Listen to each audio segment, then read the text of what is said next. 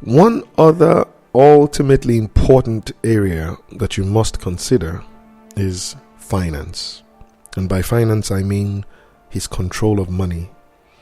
Again, the dictionary defines finance as the business or the art of managing the monetary resources of an organization, country, or a person. Beyond the definition, studies have actually shown that money is one of the leading causes of divorce and separation.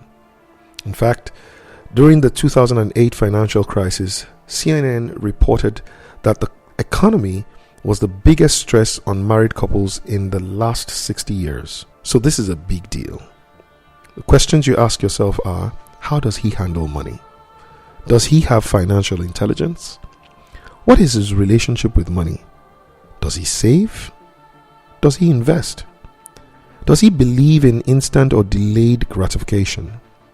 Is he shrewd, and by that I mean wise? Or is he stingy? Is he in debt? It is true that some people do come into hard times financially, and many times if you can ride through with them, things may soon get better. But there are some people who are not in any financially tough season. They are simply living out the consequences of bad spending habits. So let me be the first to say to you that when I got married, I didn't have much, but Tara could see that I was a giver. Whatever little thing I could, I would give to her. Whenever I could buy anything, no matter how little, I would buy it for her. She could also see that I was given to God, and these things would have made her realize that if I was a giver, no doubt I would receive. Thirdly, she could see that I had the capacity to create value, and that meant I had the ability to create a living. She could see that the works of my hands were excellent. She knew me as a young, bright, hard-working consultant.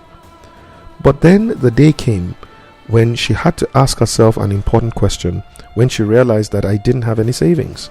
She said she knew I invested, but I didn't save, and that my greatest investment was in God's kingdom.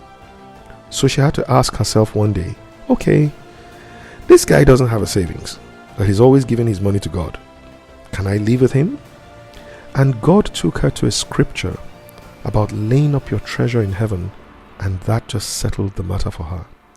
It was John Baptiste Alphonse Carr who said, the more things change, the more they remain the same. So it is almost better to assume that there will be no change. If there is a positive change, then that will be a pleasant surprise. But remember that values in their early stages are like cobweb. They are easily broken, but when they become habits, they are like chains. They become very hard to break. So, how does he behave when he does not have money? Can you cope? Because there will come seasons of financial stress, and that might affect the way that he relates with you. Another big question to ask yourself is he okay with you making more money than he does, or is he threatened by your success? What are his views on a joint account, or letting you know his account statements? Does it matter to you? Some ladies will tell you that as long as their man takes care of them and provides for his home, then nothing spoiled. While others will say, I really need to be in the know of his financial status. The big idea is, what's your stance? Does it matter to you? How easy or difficult is it for you to bring up discussions about money and finances? How does he react when you guys talk about money? Not being able to talk about money calmly and practically with your spouse usually leads to what is called financial stress. If it is so difficult to talk about it now when you are not yet married, it may be more difficult after you are married to talk about those very sensitive areas. So it is extremely vital on how you both will handle your finances in marriage. Someone once joked that if we cannot resolve this issue, you better postpone the wedding until you can resolve it. That's how important finances is to the success of your marriage. So, what are his views on women being financially independent? How does he feel about your spending patterns? Does he see you as frivolous or thrifty? Does he consider a vacation or going to the movies a necessity or a luxury? If how your money is spent or not spent is an important issue now, it may become a bigger issue even after marriage. So, are you financially compatible?